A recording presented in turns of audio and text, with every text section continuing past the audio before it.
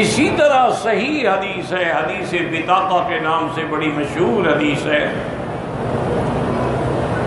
کہ اللہ کی دربار میں ایک بندہ پیش ہوگا. یہ جو حالات دیا جاتے ہیں نا، چونکہ اللہ جانتے ہیں کہ یہ ہوگا، اس لیے پہلے بندوں کو بتا دیتے ہیں.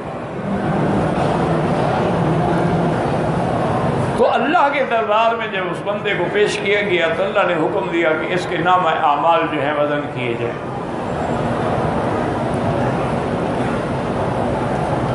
اب اس بندے نے دیکھا کہ جو میرے گناہوں والی طرف ہے، یعنی بائیں طرف ہے، اس میں تو سجلات بڑے دفتر بھرے ہوئے ہیں گناہوں کے،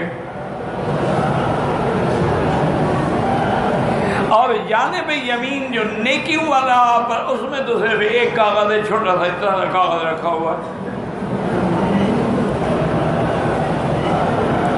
اللہ نے حکم دیا کہ بھئی وزن تو ہوگا، اور وزن یومئذ الحق.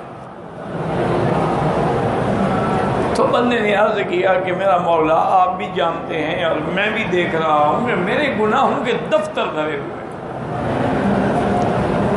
اور نیکی کے پلڑے میں ایک کاغذ رکھا ہوا ہے، تو وزن تو ظاہر ہے، پھر وزن کرنے کی کیا ضرورت ہے؟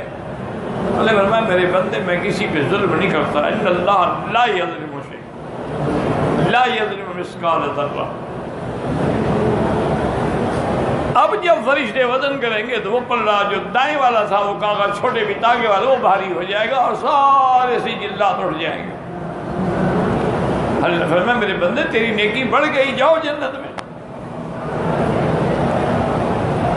اللہ آج کے آگے عرض کرے گا مولا وہ مجھے بتلا تو دے میری ایسی کون سی نیکی ہے. تو جب کاغذ میں دیکھے گا تو لکھا ہوگا لا الہ الا اللہ محمد رسول اللہ.